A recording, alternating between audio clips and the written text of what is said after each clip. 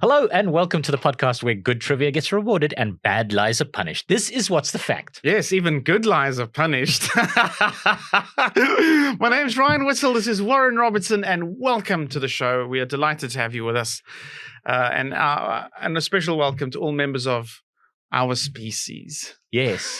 who might be watching. And actually, this. you know what? Let's throw it out there to members of any other species who might Yes. be enjoying the podcast. Our species, like stand-up comedians, they're a species. Hey? You know, But strange this species. is so nice. This as a topic because really anything connected to humanity. I mean, Yeah. let's pretend for a second that our species is human.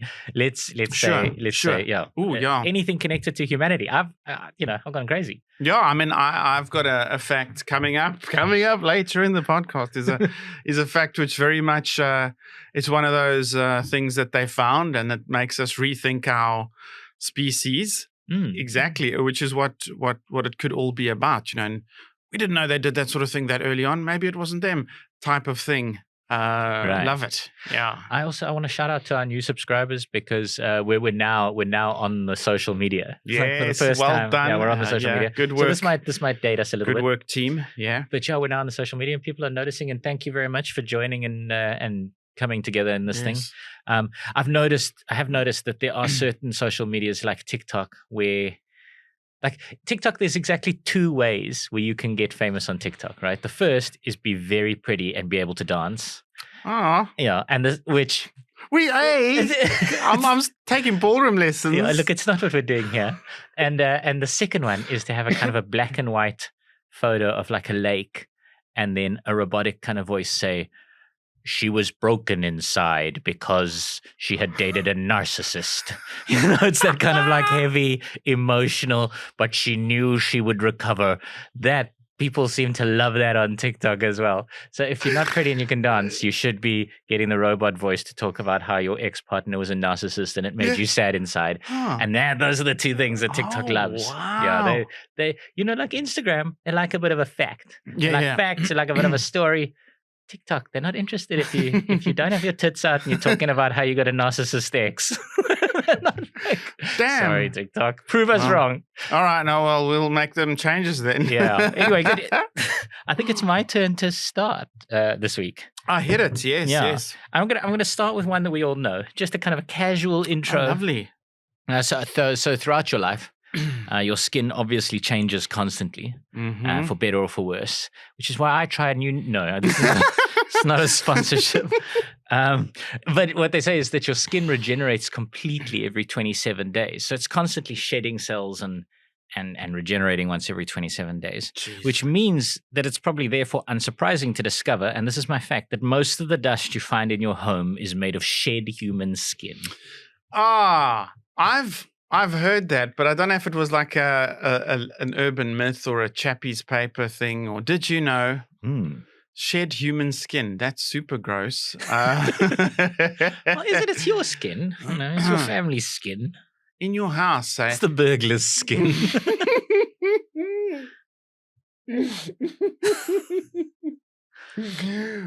Maybe some dried up substances from the. No, don't go there.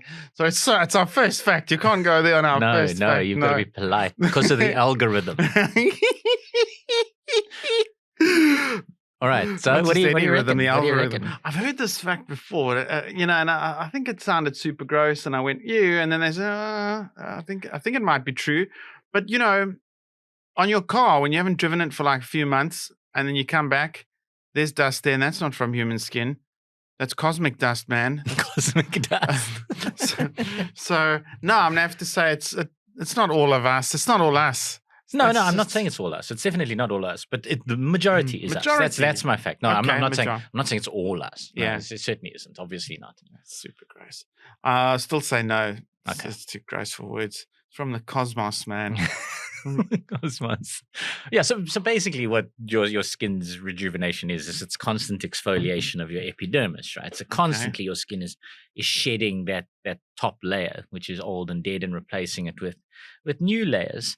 But what they found was, according to BBC Science, was they found that 2/3 of the dust in your home comes from outside. Oh, Yeah, and the majority of the rest is made up of clothing, carpet fibers, dust mites, pet fur, microscopic bits of plastic. Very, very few of the cells that make up dust in our home is actually like skin cells. And the reason for that is that most of those skin cells actually wash off in your bath or in your shower. okay. So you do that. If you're a person who lives showerless, Yes. it's possible that a lot more of the percentage Okay. is actually skin cells.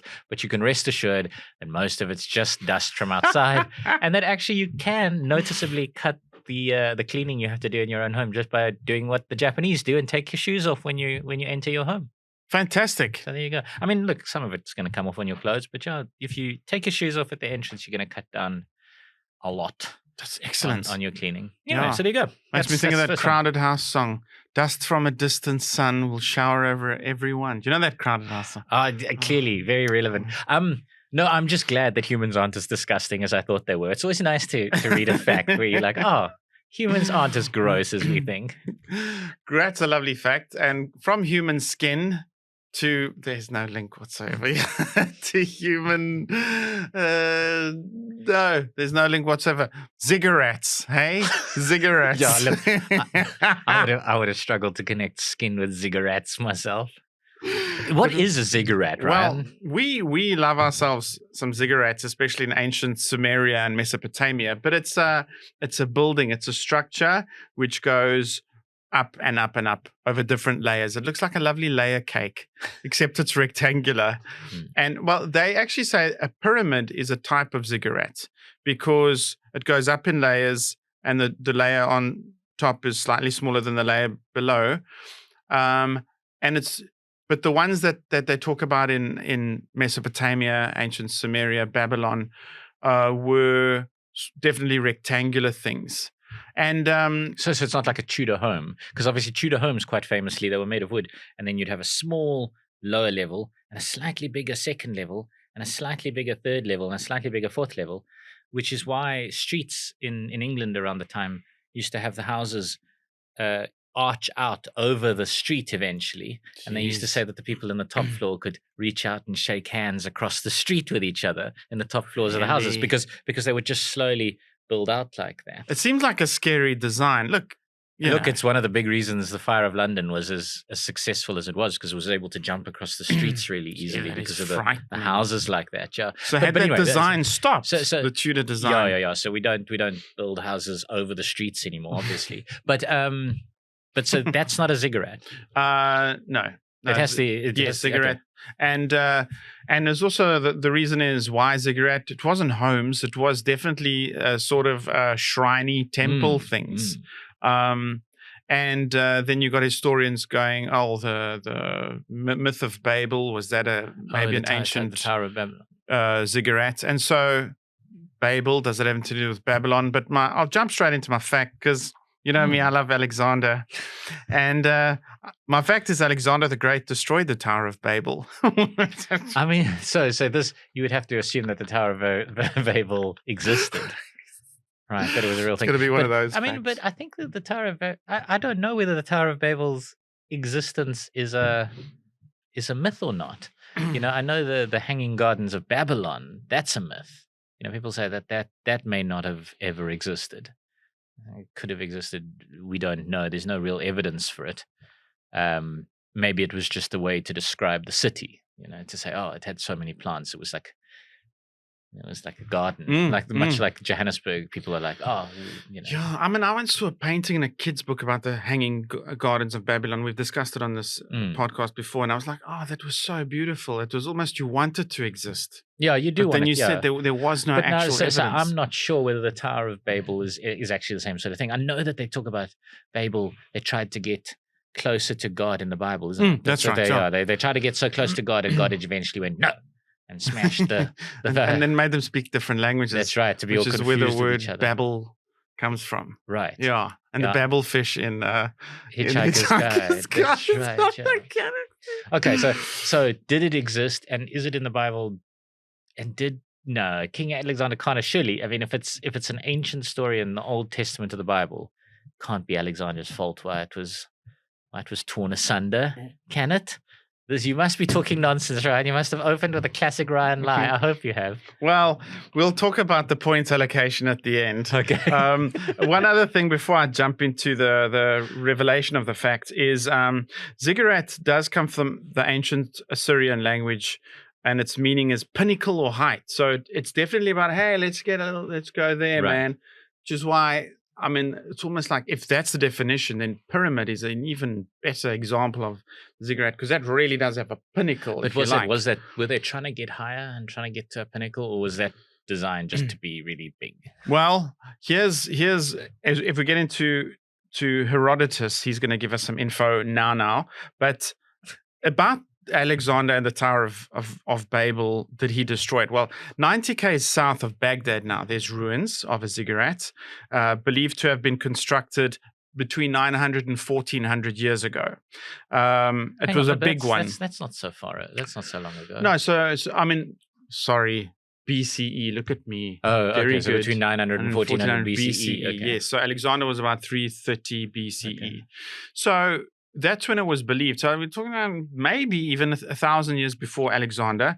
Then that's the fact about that specific ziggurat site. Okay. And then in 689 BCE, an invading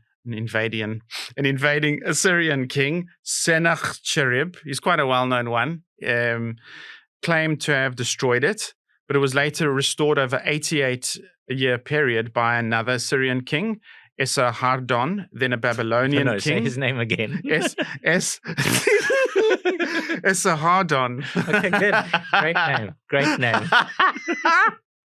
Maybe they just said to his mother, they said, how is giving birth? And she went, Esarhaddon. And they went, is that the baby's name? Is that his name? Esarhaddon. It really is his name, Assyrian king. And then a Babylonian king who was also Nebuchadnezzar's dad. His name was Nabopolassar. So between Esarhaddon,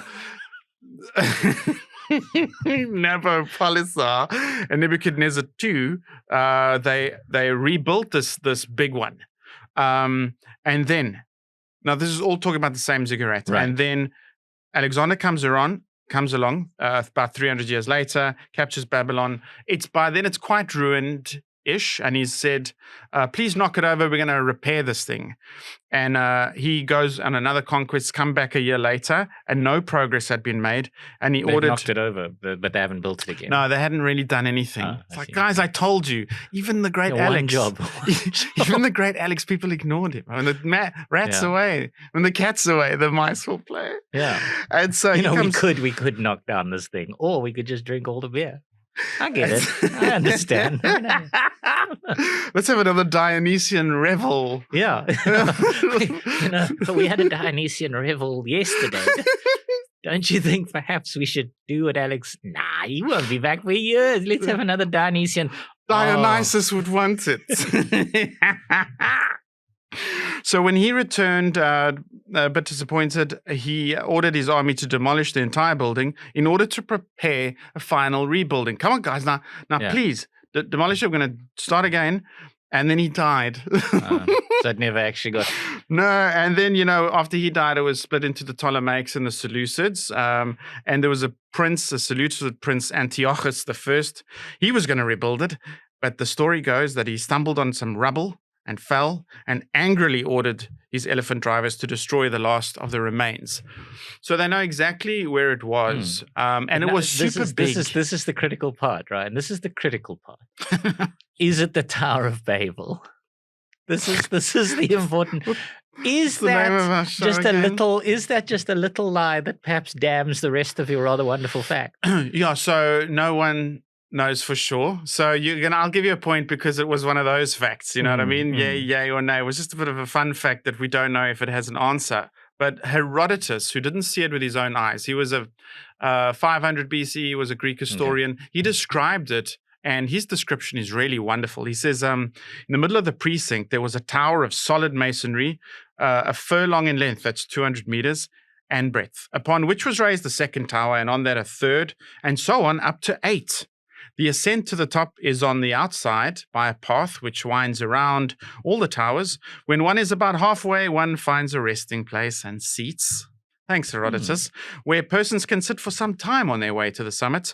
On the topmost tower, there is a spacious temple, and inside a temple stands a couch of unusual size, because those gods were very big. They had big bums, richly adorned with a golden table by its side. There is no statue of any kind set up in the place, nor is the chamber occupied of knights by any one but a single native woman who, as the Chaldeans, the priests of this god, affirm is chosen for himself by the deity out of all the women of the land.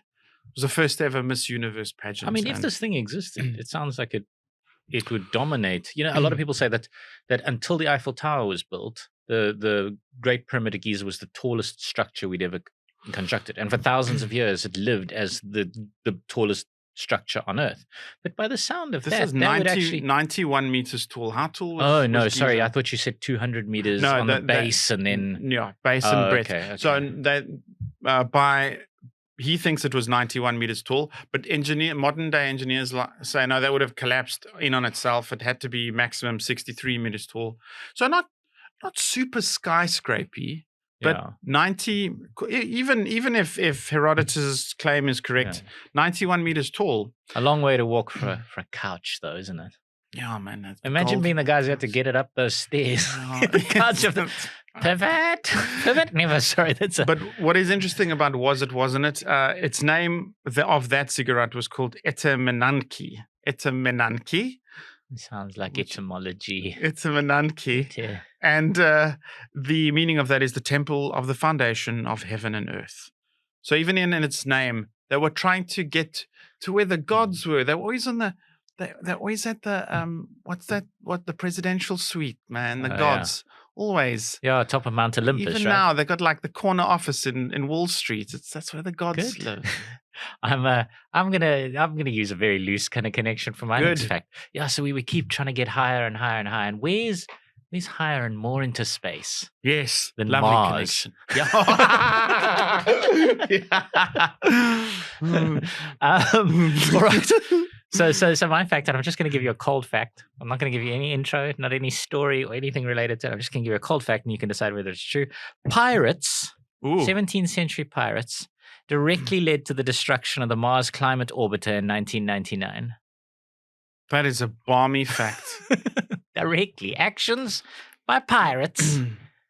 Orbiter. So there's a thing. Yeah. So a thing called the Mars Climate Orbiter was sent to Mars. Yes, to orbit the planet in 1999. Wow, man! But it was destroyed because of actions of pirates. Privateers is possibly more accurate. I'm gonna throw that in as a little privateers in the 1700s. You see, I know what you've gone and done. Yeah, this is great. You've gone and linked some crazy thing and worked it in some crazy thing. I'm going to say your fact is true. I have no idea why. I'm going to try and let me see. Have a go. Have a guess. All right. Well, let's see. It's maybe a pirate ship was given the name of another satellite, and that crashed into the orbiting Mars satellite. No, I'm saying specifically the actions of the privateers in the 1700s directly led to the destruction of the Mars orbiter. That's what in 1999. This is what I'm saying. Directly. Their actions, without their actions, those actions are theirs, that Mars orbiter would still be orbiting Mars. That's so cool. This is like an Indiana Jones kind of pirates and time travel. Yeah. Plot spoiler, but there's some time travel in the newest Indiana Jones. It's, anyway. Okay, no. There's no ways, man.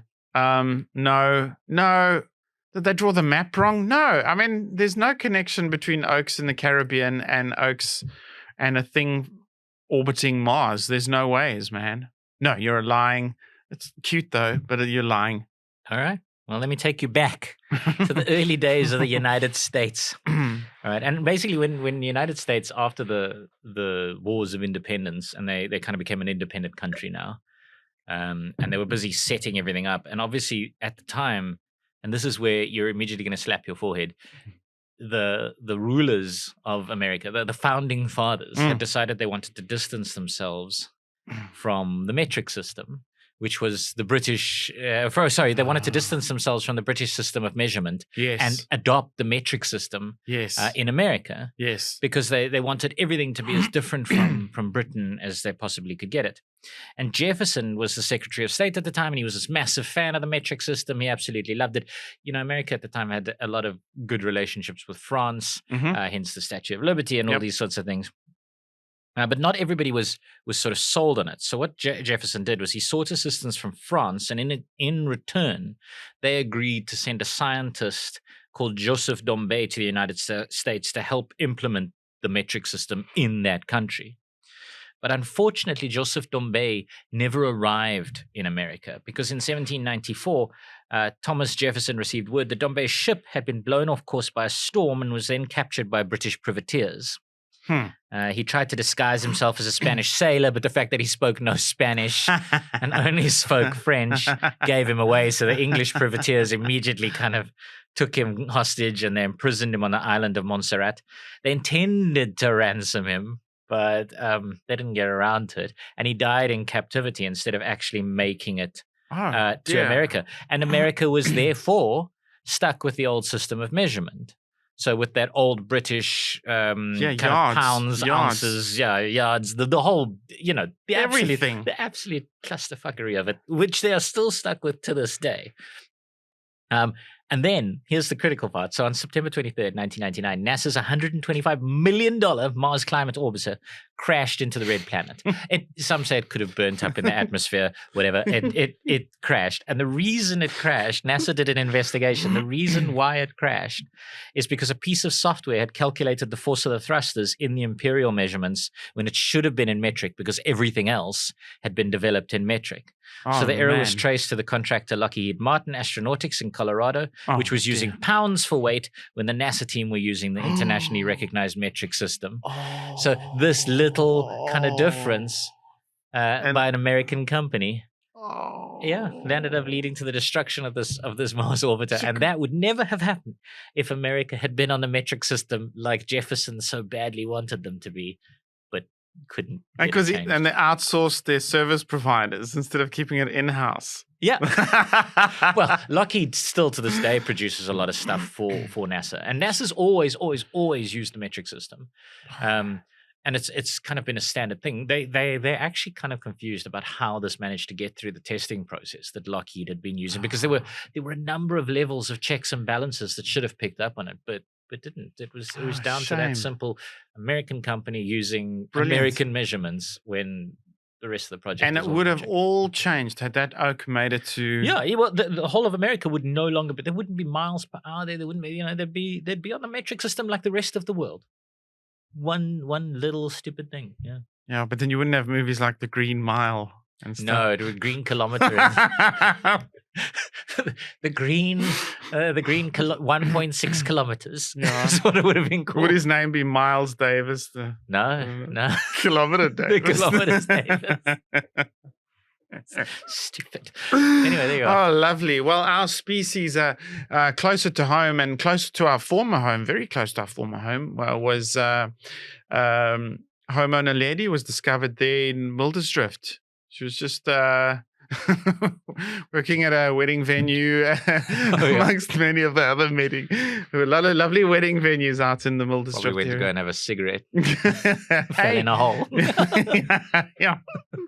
Well, it's funny you should mention fell in a hole, because so it was the Wits team, Wits University's team, but Lee Berger. I was an avid 702 listener at the time, and he was on the radio a lot. He's American, who led the team, and the boasters. It was Naledi, Sotho word for, I actually forget, but Homo naledi was the one found was a lady. Naledi's a lady's name, and the team was all women. And it was all sweet.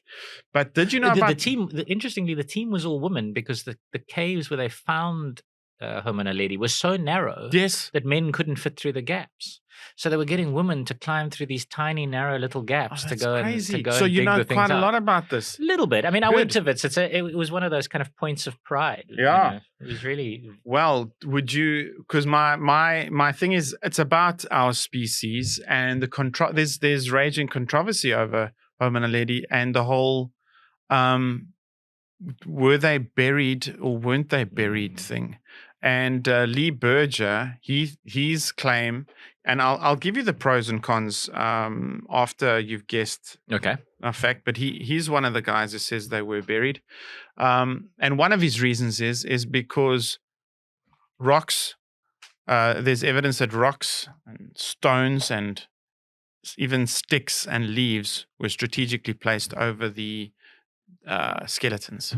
Right, and of course it's controversial because if they did bury them, then that shows some sort of belief in an afterlife or in some sort of religious type ceremony or Yes, right. And So, what it would make Homo naledi the oldest evidence of burial by hominids. Right.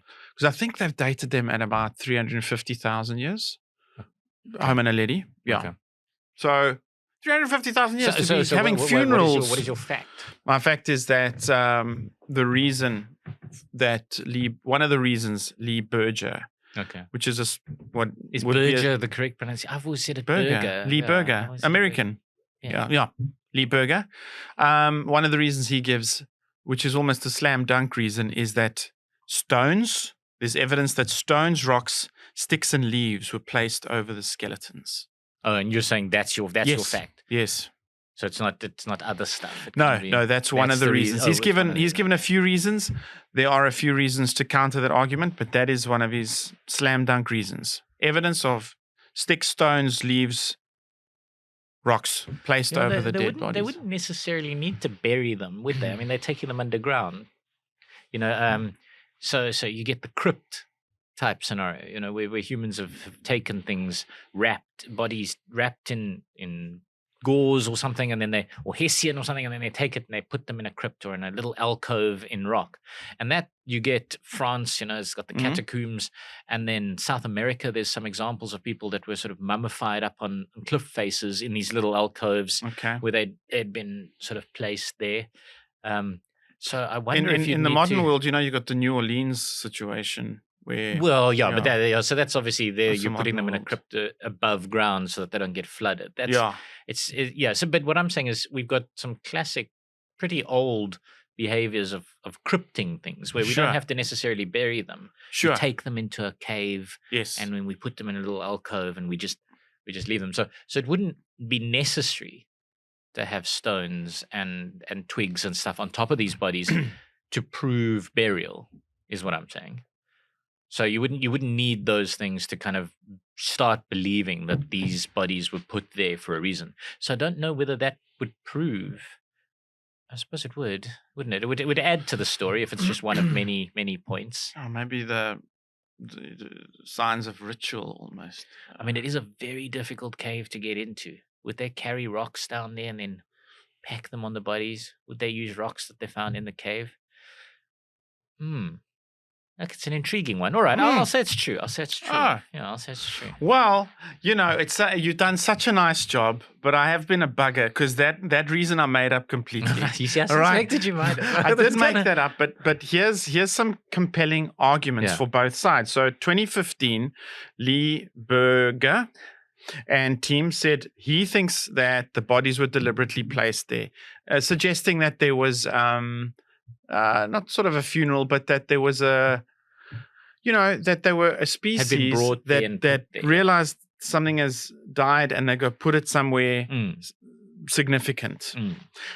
Here's the reasons. He says the fossils were sort of impact and exceptionally preserved. That's one reason.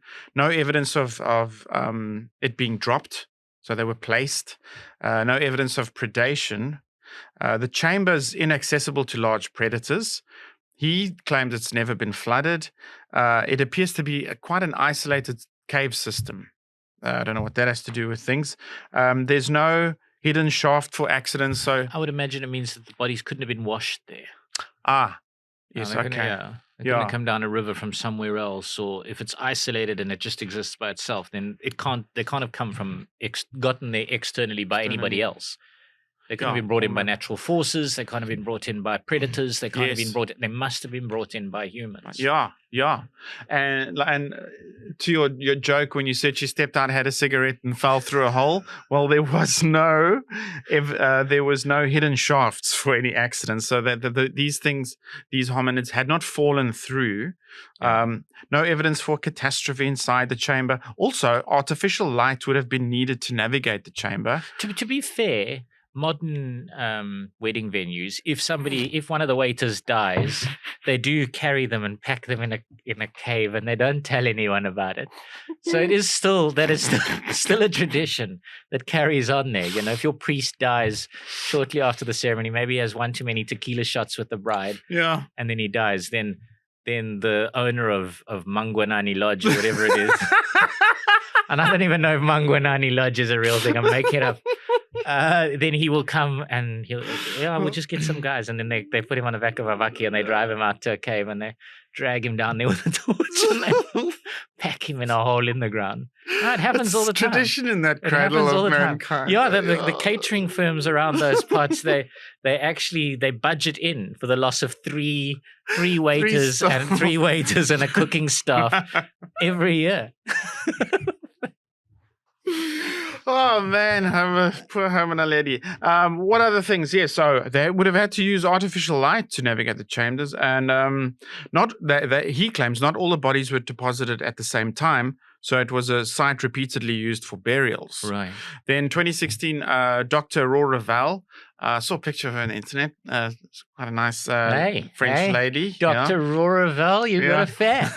She got a doctorate from Bordeaux in France, but has spent most of her time, in sunny South Africa, Limpopo, doing all sorts of great paleontological work. You come from Bordeaux and then you want to spend your life in Limpopo. Limpopo, hey? Bordeaux. Hey? Shout at us in the comments, Limpopo people, but you are wrong. Now, she said no, she doesn't think that they actually were placed deliberately. She says you won't believe what this is. Okay. The absence of long bone heads. So what is a long bone is just the female, the long bones. Right. And apparently so you got the head on the end of the bone. So the absence of long bone heads is reminiscent of predation. That's what she says. Okay. That's just what she said. She also says there's evidence of beetle and snail decomposition, and there were no beetles and snails in that cave environment. So they would have decomposed and then somehow got there. Okay. And she says when Lee Berger says there was no flooding, she's like, you can't really say that there was no flooding. There's no evidence that there was no flooding. Okay. Difficult one. Then he comes back the next year, 2017, he says, there's definitely no evidence of water flow or flooding, and definitely they were sort of buried there, even by more recent ancestors. So he kind of changed his story a little bit, saying, or widened his story, saying more recent humans might have buried them there or found their bones and placed them there. But he was like, hey, they were placed there. They didn't flow there. And then another chap came back in 2018, Dr. Charles Egland, and he was like, there's no ways that humans that from that time period had developed a concept of the afterlife. So that to me is, hey, maybe this will challenge his thinking, but hey. And he said, the preservation of Homo naledi is similar to baboon carcasses accumulating in caves by natural causes or by other baboons or predators. So it's an ongoing thing. Even 2021, Lee Berger came back with more stuff saying, no, we've examined bone fragments from an immature individual and the remains were definitely placed there. And that chap, Dr. Eggleston, he American, but he works a lot in Tanzania and in Armenia. So a kind of a worldwide little raging debate about were they placed there deliberately? Did they get washed there? It's still ongoing. I don't struggle with the idea that they had some sort of, belief in some sort of ceremony, whether it was religious or whatever. But because you get elephants these days, yes, that they will have a little bit of a cry and a mourn over the body of a fallen elephant. And they'll place things over it. They'll place things over it. So if an elephant can do it, sure. Why not an early human? Yeah. Anyway, good. So you were talking about decomposition. Yes. with the snails and things. And interestingly, most decomposition when a human dies is because the bacteria in our own bodies starts turning on us, starts being able to start devouring us, and it can now multiply beyond control because it no longer has things like an immune system or Things stopping stomach it. acid or things stopping it from behaving like this. So that then devours us. And here's my fact, just straight up. The average human is made up of 43% human cells and 57% bacteria. So we're outnumbered. Yeah, so we've got 43% of the cells in the average human body is human, and 57% of those cells are bacteria. Yes, like that. I mean, your bacteria meaning good and bad.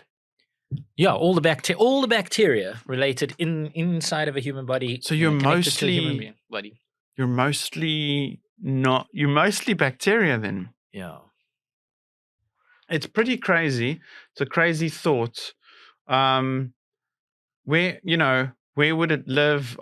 On the inside in between the organs, and because I mean, all the cells is everything. It's your muscles, your tissue, your everything. Yeah. And you're saying there's more I'm bacteria. saying sitting there in that seat is X number of cells, and 43% of them are human, and 57% of them are bacteria.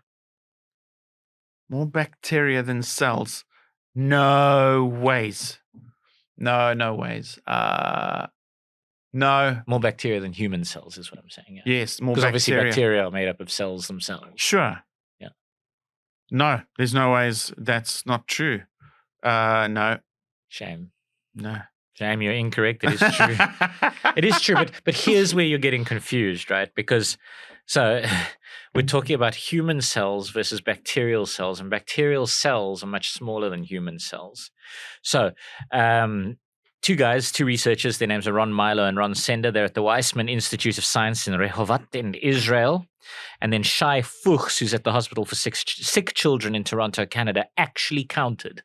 They did this study, and they found that a reference man being one who is 70 kilos, 20 to 30 years old, 1.7 meters tall, he contains on average about 30 trillion human cells and 39 trillion bacteria, making that 43-57% split. Trillion. But now, you see, the thing is that all of that microbial biomass of bacteria, known as reference man. Yeah, it all adds up to just 0.2 kilos.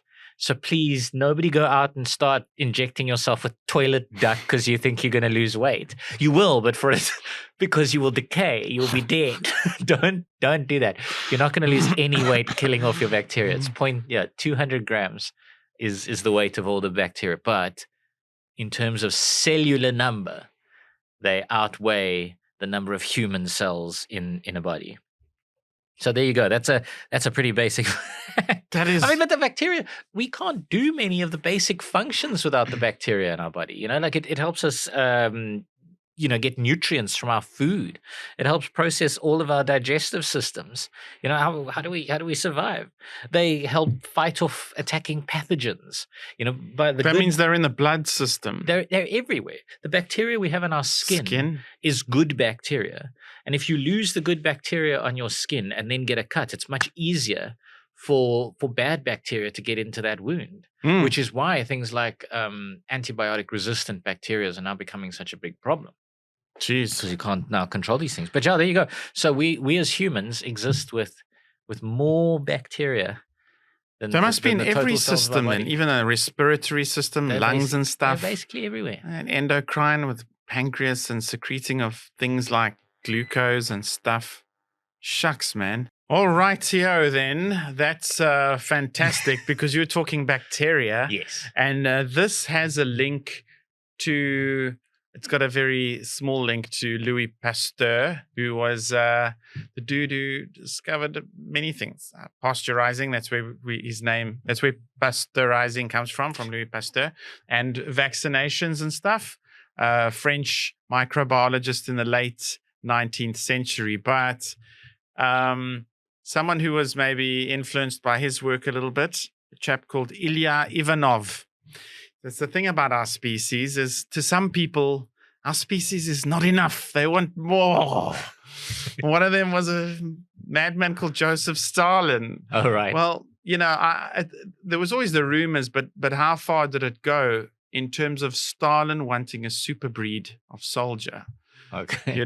Mix the man and the monkey, get ourselves a Planet of the Apes type gorilla man thing that can be a super soldier. I watched a fascinating documentary about super soldiers. It was made in I think the early 1990s. Sure. And they got two actors, a guy by the name of Jean-Claude Van Damme, and another actor whose name briefly escapes me. But the movie was called Universal Soldier.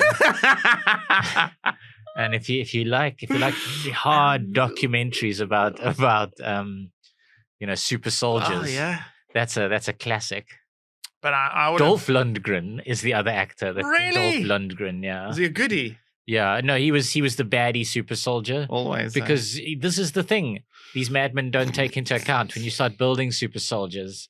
Some of the super soldiers are going to be baddie super soldiers, and some of them are going to be goodies. It was one of the main messages that I took home from that particular documentary.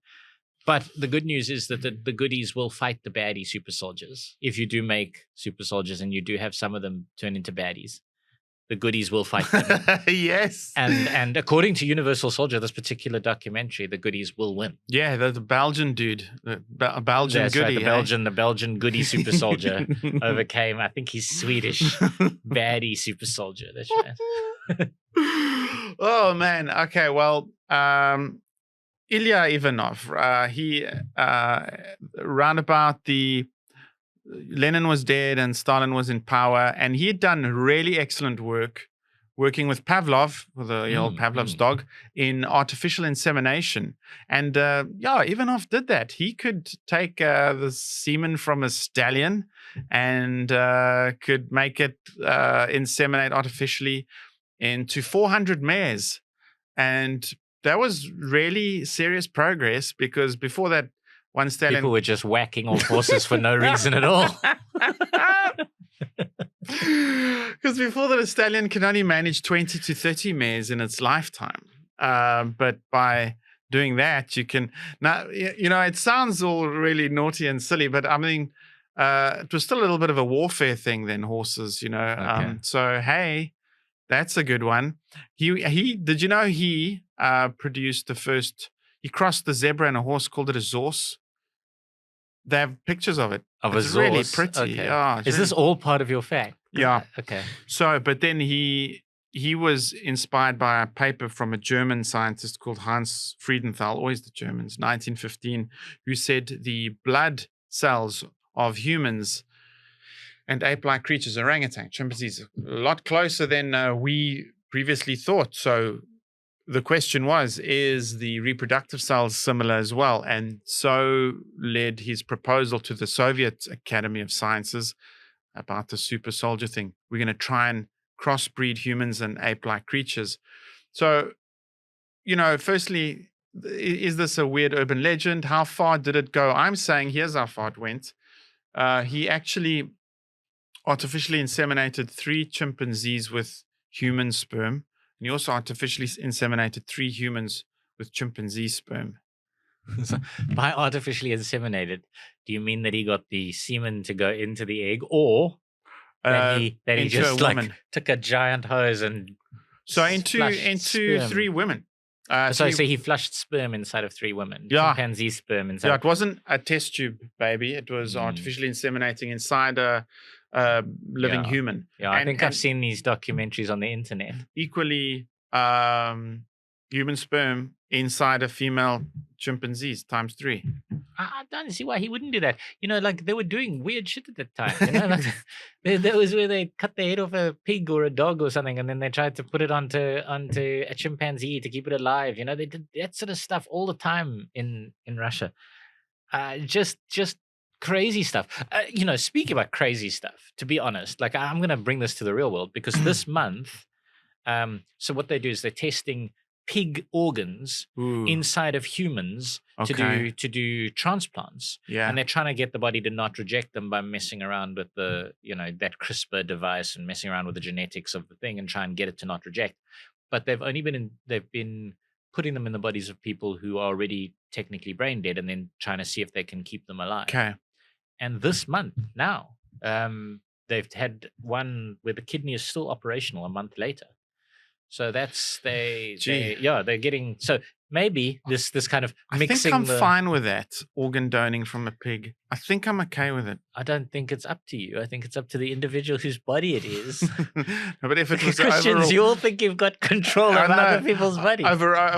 if it was an overall ethics debate, I think I'm fine You're with all it. right with it. You Yeah. just, Yeah, You're we gonna have do. it We with- always Christian- have to have a word in there. We do. No, eh? I don't like what you're doing with your body. I can't see my body. I want to put a pig kidney in me. It's got nothing to do with you. I don't care. Anyway, but so maybe these kind of crossing humans and animals experiments are not as crazy as perhaps we would have once deemed them to be, is what I'm saying. Now, am I going to justify flushing chimpanzee sperm inside? Were these women volunteers? Did they know it was happening? I can't give you that answer because that might. Because at the time it wasn't important information, was it? They were just like, talking late 20s, yeah. Hey? yeah, they were just Yeah. like, come here, Ludmilla. Yeah, they did it. They definitely did it. Okay. Well, his proposal was accepted by the Soviet Academy. He was sent to West Africa, specifically French Guinea, with $200,000. And this is where the one fact gets a bit weird, but it was the Pasteur Institute in French Guinea was where he conducted the experiments, and he was able to get 3 chimpanzees from local people who caught them. 3 females. He did artificially inseminate them with human sperm. It doesn't say how he did it, but we know that filthy bastard. We know what he did. But it didn't take. It wasn't as artificial as you think. It didn't. None of it took No, with, of course with it didn't him. take.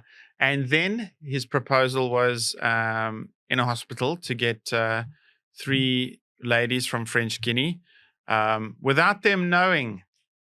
And then he told the always doctors, this- and the doctors went, "Oh, really? Okay."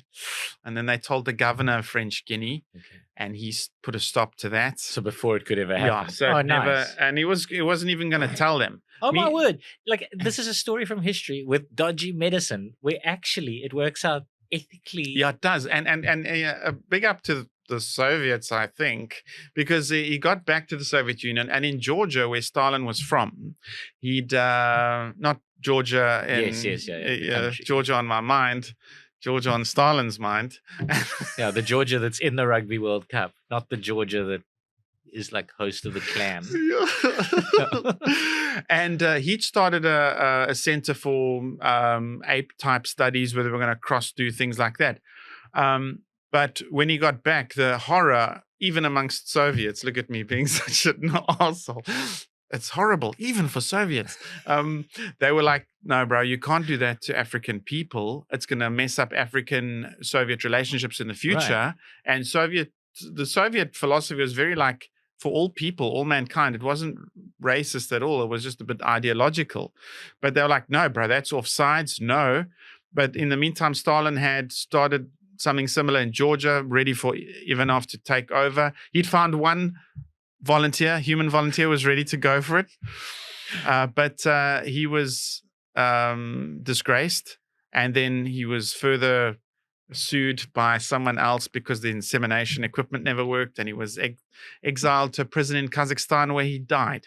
Huh. Yeah. Sounds like it all worked out all right. But no, it didn't go that far of the actual attempted insemination amongst good. 3 French Guinea women who didn't know it was happening. That's again, it's a refreshing story that humans aren't as disgusting triumphed. as we think we are.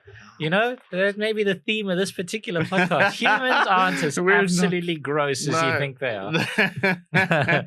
All right. So I'm going to go into human history, and I'm just going to do a Multiple quick choice multiple Ooh. choice for this one. All but one of these historical events are fabrications. Ooh. Martin Luther nailing his 95 thesis to the door of Wittenberg Castle Church, Germany 1517. Benjamin Franklin flying a kite with a key attached to prove that lightning is electricity.